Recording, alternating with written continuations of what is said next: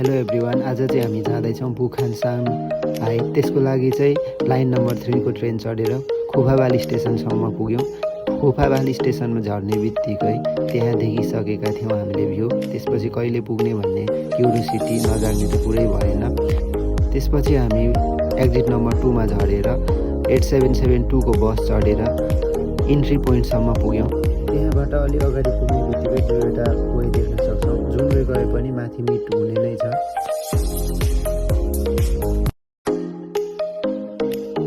अलि अगाडि गएपछि गुम्बाहरू पनि देख्न सक्छौँ। यस्तो जङ्गलको बिचमा ध्यान गरिरहेको अवस्थामा त्यहाँबाट अलि माथि चढेपछि पनि फेरि दुईवटा वे देख्न सक्छौँ, डिफिकल्ट वे र इजी वे, जुनमा चाहिँ हामी डिफिकल्ट वेबाट छिटो पुग्नको लागि गयौँ। 2-3 घन्टाको उकालो चढाइपछि चाहिँ पुग्नै लागेको अवस्थामा देखिएको रमणीय भ्यूले थप ऊर्जा प्रदान गरिरहेको थियो।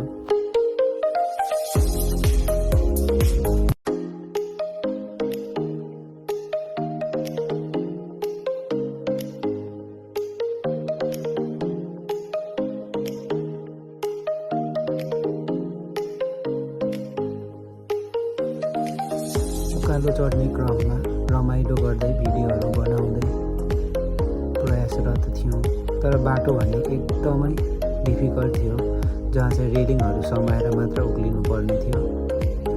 लास्टै नै गाह्रो हुने रहेछ। नेपालको भन्दा त अति नै गाह्रो हो, तर पनि कोरियनहरू नजाने चाहिँ कुरै भएन। बिदाको बेला चाहिँ यति धेरै भिडभाड हुने।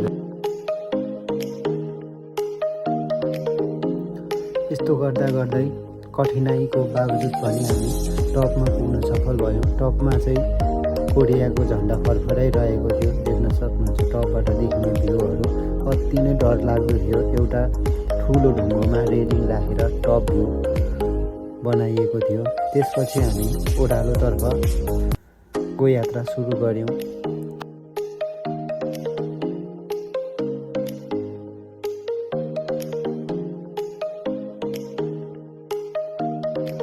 ओह्रालो झर्ने क्रममा बिचमा लियौँ हामीले चटपटे ब्रेक। नेपाली भएपछि चटपटे नहाने त कुरा नै भएन।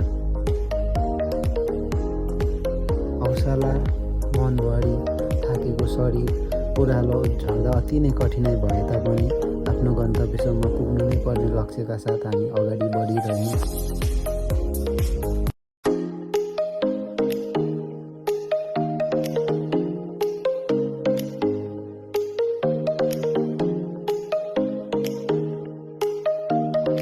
अब भिडियोको अन्तिममा हामीले खिचेका फोटाहरू राख्नेछु।